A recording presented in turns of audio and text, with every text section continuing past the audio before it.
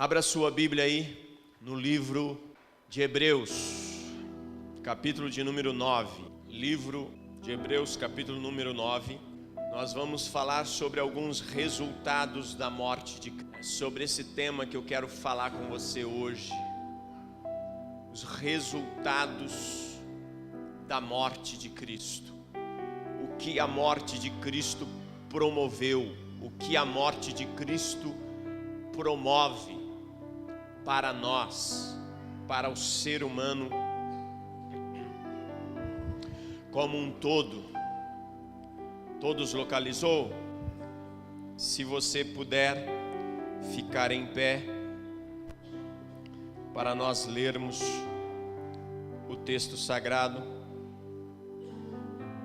Hebreus capítulo 9, versículo 19 em diante diz: Quando Moisés terminou de proclamar todos os mandamentos da lei a todo o povo, levou sangue de novilhos e de bodes, juntamente com água, lã vermelha e ramos de hisopo, e aspergiu o próprio livro e todo o povo, dizendo: Este é o sangue da aliança que Deus ordenou que vocês obedeçam. Da mesma forma, aspergiu com sangue o tabernáculo e todos os utensílios das suas cerimônias. De fato, segundo a lei, quase todas as coisas são purificadas com sangue, e sem derramamento de sangue não há perdão. Portanto, era necessário que as cópias das coisas que estão nos céus fossem purificadas com esse sacrifício, mas as próprias coisas celestiais com os sacrifícios superiores. Pois Cristo não entrou em santuário feito por homens, uma simples representação do verdadeiro. Ele entrou no próprio céu, para agora apresentar diante de Deus em nosso favor, não porém para se oferecer repetidas vezes, à semelhança do sumo sacerdote que entra no Santo dos Santos todos os anos com sangue alheio. Se assim fosse, Cristo precisaria sofrer muitas vezes, desde o começo do mundo, mas agora ele apareceu uma vez por todas no fim dos tempos, para aniquilar o pecado, mediante o sacrifício de si mesmo. Da mesma forma como o homem está destinado a morrer uma só vez, e depois disso enfrenta o juízo, assim também Cristo foi oferecido em sacrifício uma única vez, para tirar os pecados de muitos, e aparecerá a segunda vez, não para tirar o pecado, mas para trazer a salvação aos que o aguardam. Amém, queridos? Curve a sua face. Senhor, em nome de Jesus, nós consagramos e entregamos a Ti esta hora. Pedimos que o Senhor se utilize desse tempo, se utilize de cada vida, de cada pessoa que está aqui, se utilize da minha vida, pois todos aqui estamos para aprender de Ti. Todos aqui estamos como servos, e eu sou o servo que está aqui disposto a servir esses irmãos. Eles estão dispostos a ouvir, portanto se utilize da minha vida para servi-los, e que eles possam aprender, que nós possamos crescer juntos. Nesta manhã, Senhor, sabemos que o Senhor tem reservado para nós um momento todo especial, portanto, se utilize desse tempo, fala conosco, a glória será tua, em nome de Jesus. Amém, queridos? Sente, aplauda ao Senhor e dê a Ele a sua melhor salva de palmas.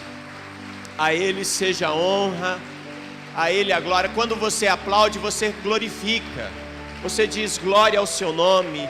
Obrigado por tudo que tens feito. Tu és maravilhoso, Tu és santo e nós Te exaltamos. Aleluia. Se estamos aqui essa manhã é porque o Senhor permitiu estarmos aqui. Graças a Deus, graças a Deus. Queridos, Salomão, em suas Lamentações, disse: a causa de nós não sermos consumidos são as muitas misericórdias do Senhor. Jeremias, em suas Lamentações, não é? Se você está aqui essa noite ou essa manhã, é porque as misericórdias do Senhor têm te alcançado. Amém? Olha para a pessoa do seu lado e diga: as misericórdias do Senhor é sobre a sua vida. Por isso você está aqui. Você está aqui porque Deus tem misericórdia de você. Você está aqui porque Deus é bondoso e te ama com um amor incondicional.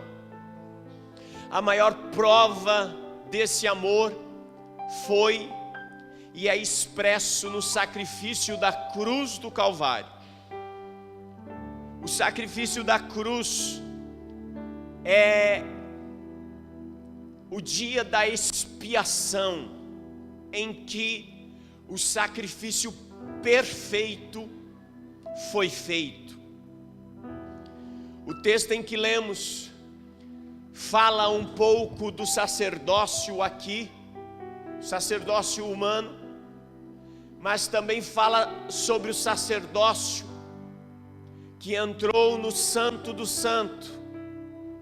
E esse sacerdócio e esse Santo dos Santos, ele não está falando mais de coisas terrenas. As coisas terrenas, ele diz muito claro, é sombra daquilo que estava por vir. E essas sombras, partes delas se cumpriram em Cristo, aqui, e outras no céu. Quando Jesus morre no Calvário, a sombra do Antigo Testamento, de sacrifício de animais, de rituais que eram oferecidos, que todos apontavam para Jesus, estavam sendo cumpridas nele, na cruz do Calvário. Mas o texto diz que ele mesmo entrou em um santo lugar, no Santo do Santo. E esse tabernáculo, o texto diz que é um tabernáculo que não foi feito com mãos humanas. Ou seja, ele está se referindo a Jesus entrando no céu. E ele entra no céu não é com sangue de animais, porque o texto, em seu contexto, vai dizer que o sangue de animais não purifica o pecado de homem nenhum. Era necessário um sacrifício perfeito, e esse sacrifício perfeito foi feito por Jesus, através da vida de Jesus, na cruz do Calvário. E agora Jesus entra no tabernáculo perfeito. E qual é esse tabernáculo perfeito? É o céu. E ele entra no Santíssimo, tabernáculo não feito por mãos humanas, com o próprio sangue. E a sombra do que acontece aqui é expresso no céu, Jesus entrando com o sangue precioso dele mesmo, para em uma única vez, com um único sacrifício, alcançar a remissão do pecado do ser humano, de todo ser humano. O texto diz que Jesus entrou no Santo dos Santos uma vez por todas, ou seja, um único sacrifício perfeito resolveu toda a situação. Ora, a expiação é justamente isso. Quando Jesus morre, ele está tomando o meu lugar. Diga assim: quando Jesus morreu naquela cruz, Melhora isso. Quando Jesus morreu naquela cruz, Ele tomou o meu lugar. Então Jesus morrendo naquela cruz, eu já ministrei aqui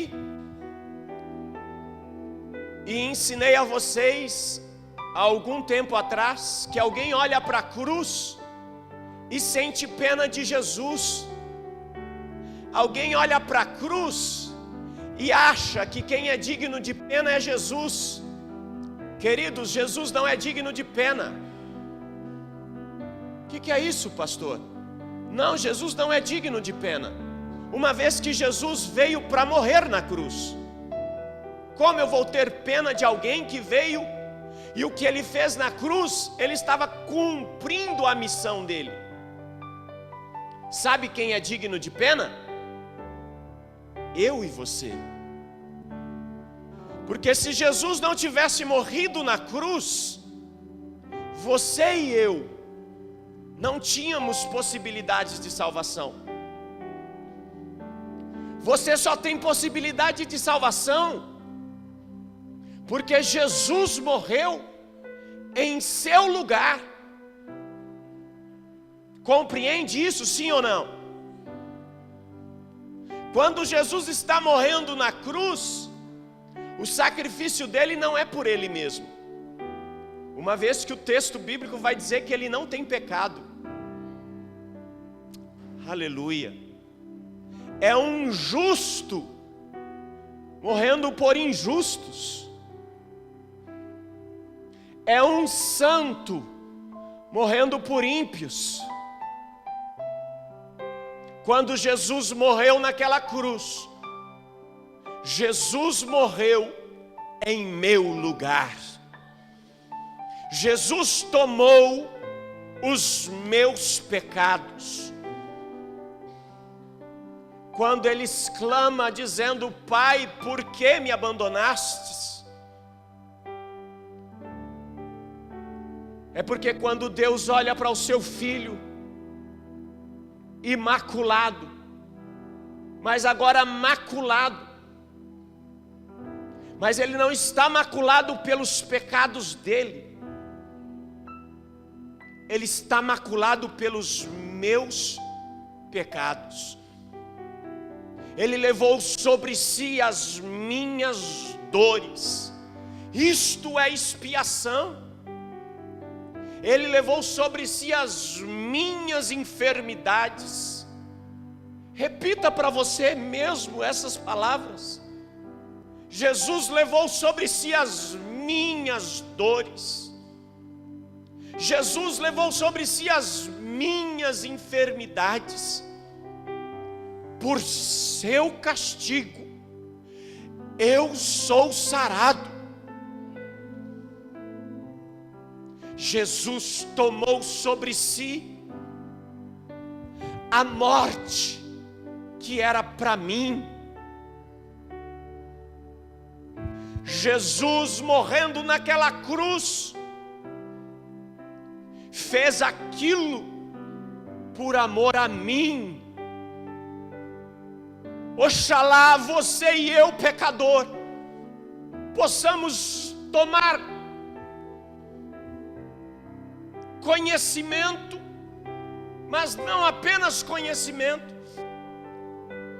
possamos tomar consciência que quando Jesus morre na cruz,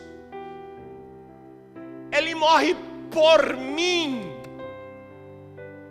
Ele morre em meu lugar, Ele assume a forma de servo. Paulo aos Filipenses diz que ele não teve por usurpação ser igual a Deus, de tal forma que ele se esvaziou da divindade, assumiu a forma e a forma de servo e veio a este mundo por causa de mim. Tome consciência, Jesus não é digno de pena. Jesus é digno de ser reconhecido como Senhor e como Salvador, pois para isso Ele veio a esse mundo, para te salvar. Para isso Ele veio a esse mundo, para purificar os seus pecados, para purificar as suas dores.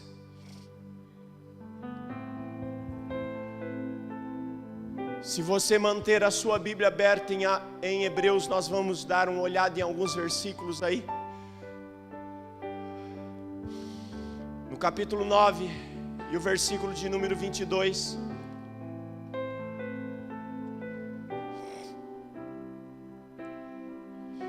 Vai dizer que sem derramamento de sangue não há remissão. Quando na antiga aliança alguém ia ao templo, sempre levava uma oferta. Sempre. Chegava lá, diante da situação e de cada circunstância, tinha as diretrizes de qual seria a oferta. E essa oferta tomava o lugar do ofertante. Ela era sacrificada, o seu sangue era derramado, para que esse sangue de animal encobrisse. Porque o texto aos Hebreus vai dizer muito claro, preste bem atenção, eu sei que você me ouve aqui e muitos vão me ouvir. Até hoje tem alguém que diz e pensa que sangue de animal resolve alguma situação. Nunca resolveu. O texto sagrado é muito claro. Na antiga aliança, o sangue de animal encobria os pecados, mas tudo isso era uma tipologia, apontava para o que iria acontecer na cruz, para um sacrifício perfeito.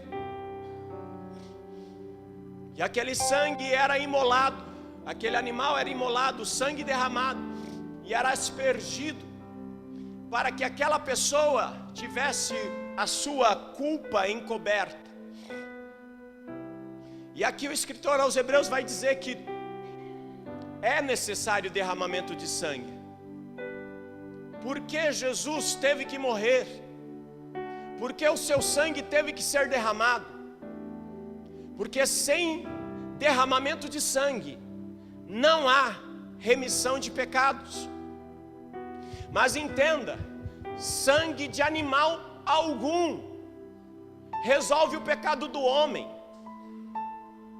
É necessário, ou era necessário, o sangue de um sacrifício perfeito. E por isso Jesus veio, e por isso Jesus morreu, e por isso o seu sangue foi derramado. O texto sagrado diz que uma das comprovações dos soldados para ver se Jesus estava morto, eles furaram aqui na costela de Jesus, e diz que saiu água e sangue. Ou seja, ele tinha sofrido, se eu não me engano, o nome científico é embolia pulmonar. Seu pulmão estava cheio de sangue, não havia mais sangue nas suas veias, porque ele derramou todo o sangue,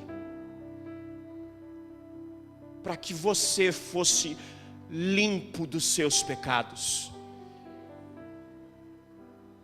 Ele derramou todo o sangue na cruz do Calvário. Mas eu não mereço, pastor. Irmão, preste atenção nisso. O diabo a Bíblia ensina que o diabo é acusador, e ele sabe acusar. Pensa num cidadão que sabe acusar a Satanás. Muitas vezes nós falamos, eu não tenho direito. Preste atenção, você não tem direito por você. Mas se o seu Senhor te deu o direito, você tem direito sim ou não? Então, por Cristo e por meio de Cristo, você tem direito. Entenda isso. Você não tem o direito com as suas forças. Você não tem o direito pela sua boa ou boas ações. Não. Mas por meio do sacrifício de Jesus, você tem o direito da vida eterna. Porque foi para isso que Jesus morreu. Foi para te salvar. Eu não mereço. Mas Jesus pagou a sua dívida. Ele não perguntou se você merece ou não. Ele não quer saber se você merece ou não. Ele quer saber se você está disposto a reconhecê-lo como Senhor da sua vida. Você está disposto a reconhecer como Senhor da sua vida? Porque o sangue dele foi derramado por sua vida, por sua causa. Na velha aliança, o sumo sacerdote, um homem, entrava uma vez por ano. Isso tudo é tipologia. Quando eu falar tipologia, entenda que é uma sombra do que aconteceria lá na frente. É uma sombra do que ia acontecer lá na frente. O sumo sacerdote entrava uma vez por ano. O que isso significa? Que Jesus faria um único sacrifício. E ele faria esse sacrifício uma vez por todas. O sumo sacerdote entrava uma vez por ano, mas não com o próprio sangue, com o sangue de animais. Não era um animal qualquer, tinha todo um processo. Agora a nova aliança diz que Jesus entrou no Santo dos Santos Ele mesmo, não com sangue de animais, mas com o sangue dele mesmo. E o texto vai dizer: se o sangue de animais encobriu, imagina o sangue de um sacrifício perfeito. Você está entendendo, sim ou não? O sangue de um sacrifício perfeito é que te traz segurança. Jesus entrou com o próprio sangue. Veja aí no versículo 12 de Hebreus 9. Não por meio de sangues de bodes e de bezerros, mas pelo seu próprio sangue, entrou no Santo dos Santos, uma vez por todas, tendo obtido eterna redenção. Ou seja, o sacrifício que precisava ser feito, ouça isso, o sacrifício que precisava ser feito para você ser salvo, já foi feito. Eu vou repetir, porque alguém que está me ouvindo precisa ouvir isso. O sacrifício que precisava ser feito para você ser salvo, já aconteceu, já foi feito. O sacrifício perfeito para que o homem, e independe de quem seja o homem, fosse salvo, já aconteceu em um monte chamado Gólgota, há mais de 2000 anos atrás, por um homem chamado Jesus de Nazaré, que andou fazendo bem, que andou curando enfermos, e que veio para te salvar, e para isso morreu naquela cruz, para que você seja um salvo.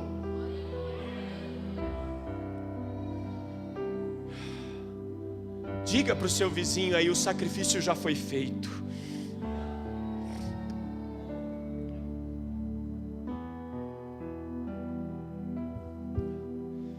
Ele não tinha necessidade de fazer expiação por seus próprios pecados, diferente do sumo sacerdote da antiga aliança.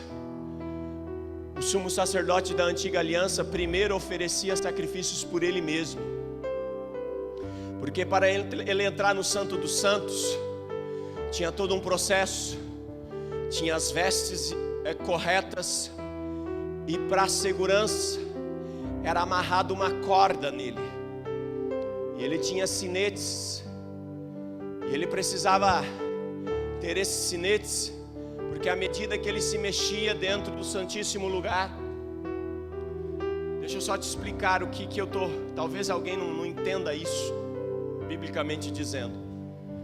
Existia o tabernáculo que Deus mandou Moisés formular e fazer lá no deserto, e esse tabernáculo tinha o pátio, que era a parte externa, e tinha o tabernáculo que era feito de cortinas. Eu vou te dar uma explicação bem rústica aqui. Dentro do tabernáculo tinha dois ambientes. Tinha o santo lugar. Imagina que o santo lugar é o ambiente onde vocês estão, santo lugar. E havia uma cortina que fazia a separação do santo lugar para o Santíssimo, ou Santo dos Santos. É aqui no Santíssimo onde se encontrava a presença de Deus, onde se encontrava a Arca da Aliança, que simbolizava a presença de Deus.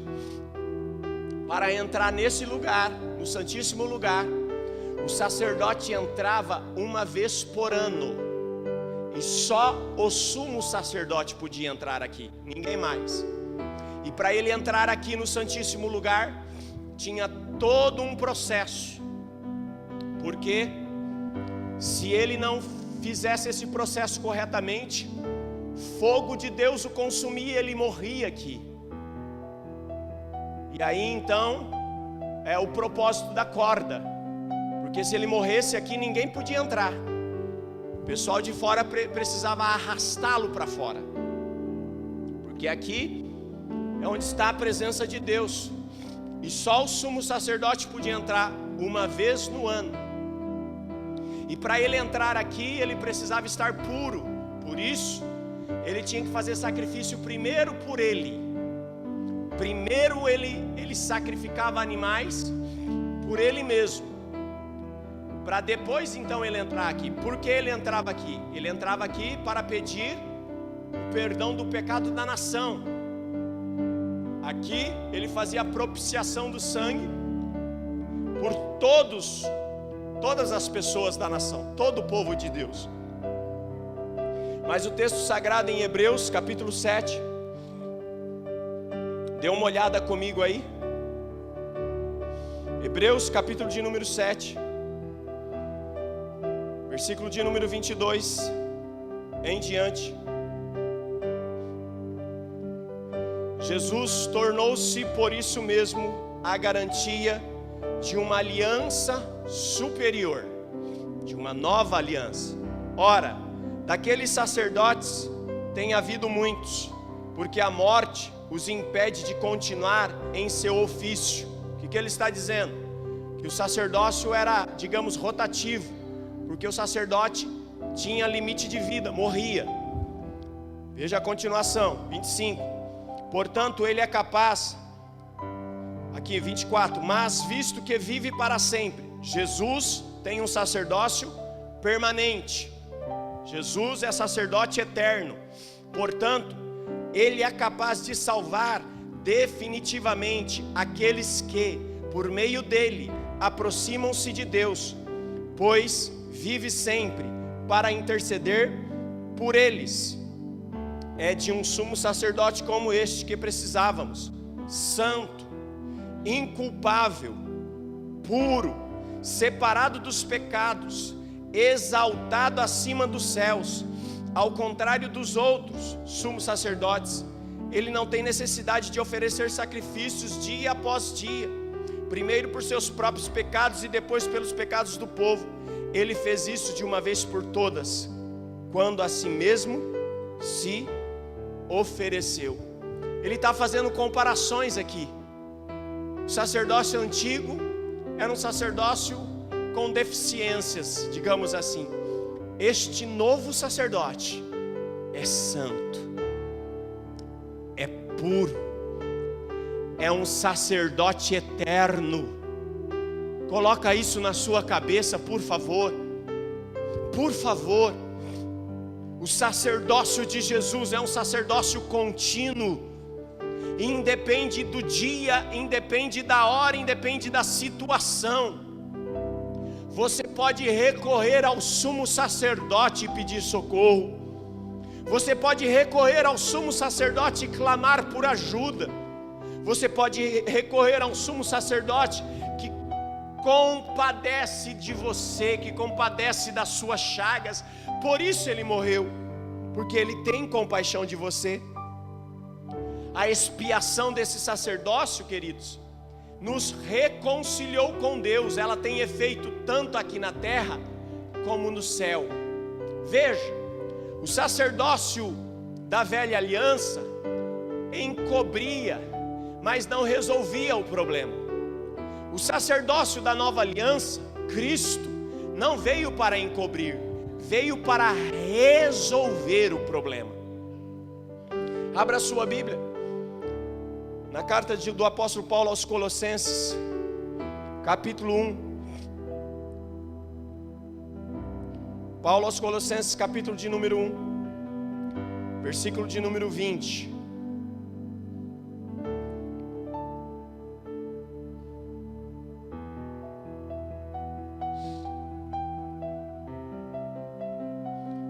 Em diante diz assim: pois foi do agrado de Deus que nele habitasse toda a plenitude, e por meio dele reconciliasse consigo todas as coisas, tanto as que estão na terra, quanto as que estão no céu, estabelecendo a paz pelo seu sangue derramado na cruz. Veja, existia algo que nos impedia de ter essa conciliação com Deus, e isto era o pecado. Vem desde o Éden. Lembra que quando o homem pecou, Deus tirou ele do jardim do Éden, porque o pecado fez e faz separação do homem e Deus. O pecado me afasta de Deus. O pecado te afasta de Deus. Mas o sangue de Jesus, esta nova aliança, vem para nos reconciliar com Ele mesmo. Você está entendendo isso? Amém ou não? Quem está em Cristo, o pecado já não mais o afasta de Deus. Sabe por quê? Quem está em Cristo tem os seus pecados perdoados. Você tem em Cristo Jesus a possibilidade de perdão de pecados. Veja o capítulo 9 de Hebreus, versículo 11, versículo 12. Diz assim: quando porém veio Cristo como sumo sacerdote dos bens já realizados, mediante o maior e mais perfeito tabernáculo, não foi por mãos, quer dizer, não desta criação, não por meio de sangue de bodes e bezerros, mas pelo seu próprio sangue, entrou no Santo dos Santos, uma vez por todas, tendo obtido eterna redenção. Amém? Amém? Eu sou redimido por Jesus. Quem é redimido por Jesus? Eu vou tornar a dizer isso. Não é mérito seu, mas Ele te deu. Preste atenção, deixa eu tentar te ensinar. Eu sei que isso é um conflito na cabeça de muita gente, porque o diabo consegue confundir muita gente. Se eu der isso daqui para Conceição, eu estou te dando, é seu. De quem que é? Vou perguntar de novo, para ver se vocês estão acordados. Se eu der isso daqui para Conceição, eu estou te dando, é seu. De quem que é? De quem que é? Da Conceição. Salvação é isso. Jesus te deu. Você está entendendo? Agora a Conceição pode não receber. Sim ou não? E se ela não receber, é culpa minha? De quem que é a culpa? Da ignorância dela, né? Por que muita gente não está salva, pastor? Porque não recebe o dom gratuito de Deus. Lembra o texto? Mas o dom gratuito de Deus é a vida eterna por nosso Senhor e Salvador Jesus Cristo. Ele está te dando, mas eu não mereço. Eu estou te dando, eu não mereço. E daí? Eu estou te dando.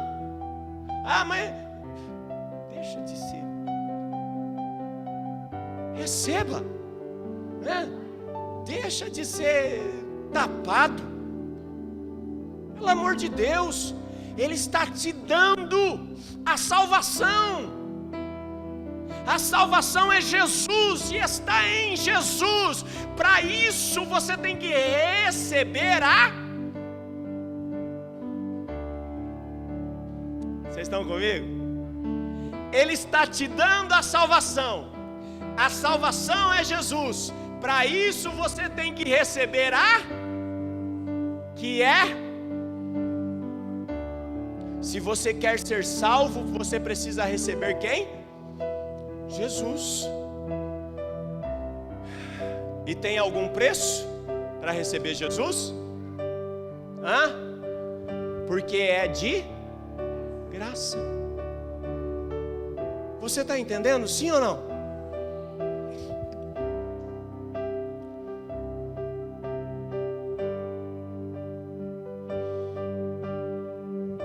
O que aconteceu no Antigo ou na Velha Aliança apontava para o sacrifício perfeito. Vamos ler 3 versículos no capítulo 10 de Hebreus. Acompanha comigo aí. Capítulo 10 de Hebreus, versículo 4 e versículo 11.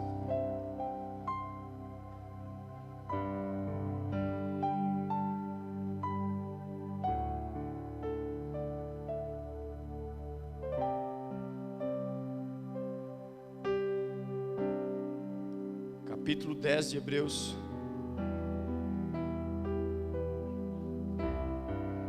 versículo 4 diz assim: pois é possível que o sangue de touros e bodes tire pecados. Agora versículo 11: dia após dia, todo sacerdote apresenta-se e exerce os seus deveres religiosos, repetidamente oferece os mesmos sacrifícios que nunca podem remover os pecados. Agora vai no versículo 12, que diz: mas quando este sacerdote acabou de oferecer para sempre um único sacrifício pelos pecados, assentou-se à direita de Deus. Muito bom isso daí. É bom, não é? Ele deixa muito claro que o sangue de animais não resolve o problema de pecados. Mas existe um sangue que o sumo sacerdote de uma nova aliança, o primeiro de um reino sacerdotal. Olha, Deus é demais, queridos. Deus é demais. Ele é o primeiro de um reino sacerdotal. Eu vou te explicar já já o que eu quero dizer com isso. Esse sumo sacerdote Jesus entrou com o seu sangue no Santíssimo, no Santo do Santo, no céu, e ofereceu o seu próprio sangue uma vez por todas, fez propiciação por todos. Todos agora têm possibilidade de salvação. E depois de fazer isso, ele fez o quê?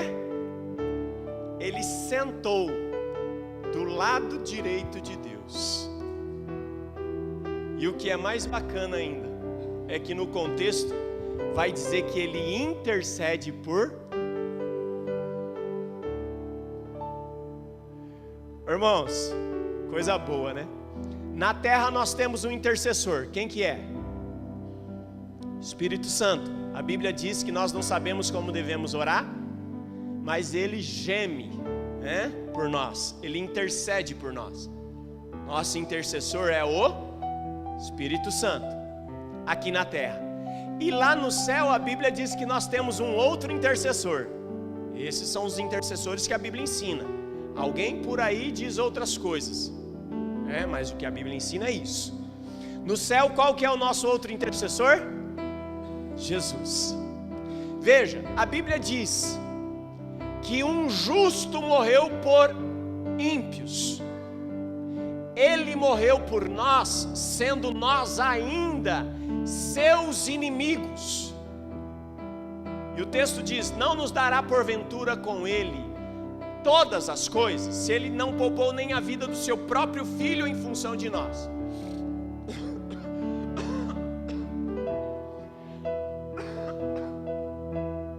Jesus veio e morreu, fez tudo isso por nós, para que eu e você fôssemos salvos. Agora nós recebemos a salvação. Vou repetir, porque se eu perguntar aqui, é capaz de algum crente falar que não tem certeza da salvação ainda. É inacreditável, eu fico, sei lá o que eu fico. Mas você pergunta para alguns crentes: você tem certeza da sua salvação? Ah, não sei. É o exemplo que eu acabei de fazer com a Consa aqui, ó. Eu te dei, é sua. Paulo, escrevendo a Timóteo, diz: toma posse da vida eterna, para a qual fostes chamado. Toma posse, é sua. Você só precisa ter em mente que, uma vez salvo, salvo sempre. É isso que você precisa ter em mente. Eu sou salvo e estou sendo salvo, para que eu tenha a confirmação, ou isso seja selado, eu preciso permanecer. Eu não posso sair do caminho, eu não posso voltar atrás, eu não posso deixar o caminho. Mas se eu permanecer, eu sou vamos lá, se eu permanecer, eu sou salvo, porque a salvação é de graça. Jesus deu para mim e eu recebi, é minha. Eu não sei você, mas se Jesus voltar hoje, eu vou para o céu. Você vai também? Você vai? Então todos nós vamos congregar lá na congregação celestial, e vai ser bênção, não é? Então toma posse, tenha convicção. Salvação, meu querido, Deus te deu por meio da pessoa de Jesus. Tenha convicção: sou um salvo em Cristo. Não é mérito seu, é mérito dele. Quando ele entra e apresenta o seu sacrifício perfeito e senta ao lado de Deus, agora ele está intercedendo por nós. Tem o Espírito Santo para interceder por mim aqui, e tem o Senhor Jesus para interceder por mim no céu. Será que eu estou bem respaldado? Você está bem respaldado? Você crê nisso? Você crê nisso? Então veja bem, toda vez que vier alguma acusação contra a sua vida, seja muito claro: existe um sangue sobre a minha vida. Eu sou liberto por um sacrifício perfeito. Nenhuma condenação há para os que estão em Cristo Jesus. Amém? Aprenda isso no nome de Jesus, porque isso é muito importante. Ele é o Senhor de uma nova aliança. Abre aí a sua Bíblia, no capítulo 10 de Hebreus. Vamos ler, eu estou caminhando para o fim, e a gente já vai para a ceia. Capítulo 10 de Hebreus e versículo 16. Esta é a aliança que farei com eles depois daqueles dias, diz o Senhor. Porém no seu coração as minhas leis, e sobre a sua mente as escreverei. Ele é o Senhor de uma nova aliança. Esta aliança é uma aliança perfeita. Agora preste bem atenção, abra sua Bíblia, eu quero que você leia comigo esses dois textos. Nós vamos ler, está aberto aí, nós vamos ler primeiro aqui, Hebreus 10 e 17. Eu vou te ensinar o segredo para vencer toda acusação de Satanás. É importante você grifar esse texto na sua Bíblia, porque alguns momentos, e na grande maioria deles, irmãos, vence-se Satanás com a verdade, com a palavra. Essa foi a aplicação de Jesus. Uma das armas principais de Satanás, aprenda isso, preste atenção. Uma das armas principais de Satanás é a acusação. E você é acusado daquilo que está por fazer ou daquilo que você fez? Vou perguntar de novo. Você é acusado daquilo que está por fazer ou daquilo que você fez? Você é acusado daquilo que você fez. Agora, quem está em Cristo é uma nova criatura. As coisas velhas, eis que tudo. Qual que é a artimanha de Satanás? Principalmente para novos convertidos. E inclusive, preste bem atenção, dentro da igreja, existem alguns agentes que permitem ser instrumento aqui ou acolá do inimigo para acusar outros. Deixa eu te trazer um exemplo. E já nós vamos ler o texto. Lembra a conversão do apóstolo Paulo? Paulo se converteu. Mas qual que é a problemática na conversão do apóstolo Paulo? O apóstolo Paulo era um perseguidor da igreja.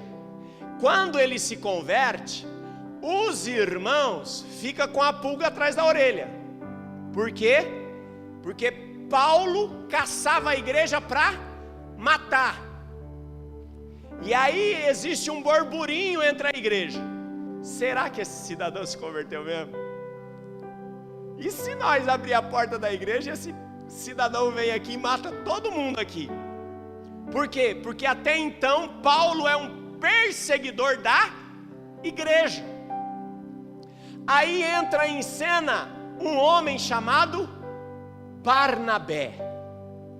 Barnabé, como discipulador de Paulo, começa a andar com Paulo, e é Barnabé que vai chegar para a igreja de Jerusalém, para os líderes da igreja, vai falar: gente, o homem se converteu mesmo, é verdade, ele não vai vir matar nós não, ele é salvo em Cristo agora, gente. Eles precisaram do testemunho de um irmão. Preste bem atenção, querido. Preste bem atenção nisso.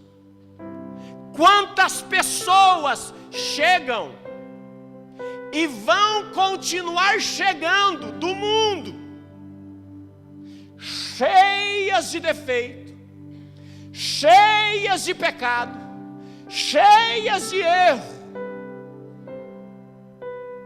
mas que assim como o apóstolo Paulo, vão ter um encontro genuíno com Jesus.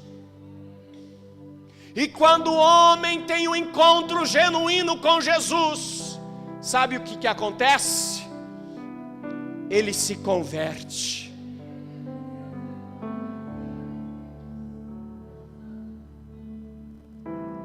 A vida regressa ficou para, eis que tudo se fez novo. Preste bem atenção. Deus tem falado bem um mês sobre isso, e eu sinto no meu espírito falar com você agora sobre isso. Tem muita gente dentro de igreja, queridos, que estão convencidos do pecado, mas não se converteram dele. O que é ser convencido? Ser convencido é: eu sei que o que estou fazendo é errado. O Espírito Santo já convenceu essa pessoa. Agora, o que é ser convertido? Eu estava fazendo, mas agora eu não faço mais. Tem muita gente dentro de igreja hoje convencida do pecado, mas não está convertida dele. Preste bem atenção. O texto sagrado, em momento algum, vai adular pecado. O texto sagrado é incisivo contra o pecado, e ele vai dizer: aquele que pecava, não peques mais. Aquele que roubava, não roube mais. Aquele que adulterava, não adultere mais. Aquele que mentia, não minta mais. É incisivo, e isto é conversão. Conversão é quando eu deixo o pecado e não pratico mais as antigas obras. Agora veja o texto de Hebreus 8, versículo 12. Jesus, porém, tendo oferecido para sempre um único sacrifício pelos pecados. Estou lendo capítulo 8. Estava lendo o capítulo 10, é capítulo 8, versículo 12. Pois para com as suas iniquidades usarei de misericórdia, e dos seus pecados jamais me lembrarei. Agora vai lá no capítulo 10, versículo 17.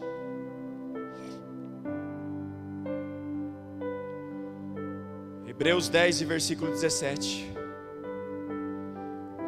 Acrescenta também: de nenhum modo me lembrarei dos seus pecados e das suas iniquidades para sempre.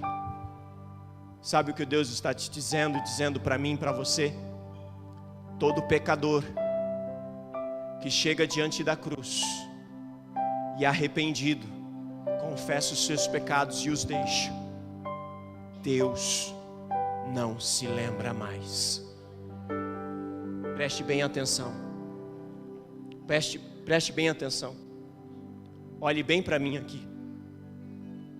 Se alguém está te fazendo lembrar os seus pecados, esse alguém não é Deus, porque Deus não se lembra mais dos seus pecados. Se alguém está te fazendo lembrar dos seus pecados, esse alguém é o acusador, porque é por meio de acusação que ele quer fazer você voltar à velha vida, a velhas práticas. Quem traz a acusação da vida passada, queridos, é Satanás, Deus não. Você está entendendo? Sabe por quê? Porque o sangue foi vertido uma vez por todas, e o sangue de Jesus purifica todo o pecado. Não é necessário um novo sacrifício. Não é necessário um novo sacrifício. Foi feito de uma vez por todas. Você foi perdoado. Preste atenção, porque eu sei que tem gente sendo acusada aqui. Eu sei que tem. Você foi perdoado, e Deus não se lembra mais dos seus pecados. Deus não faz menção mais dos seus pecados. Existe uma amnésia na cabeça de Deus.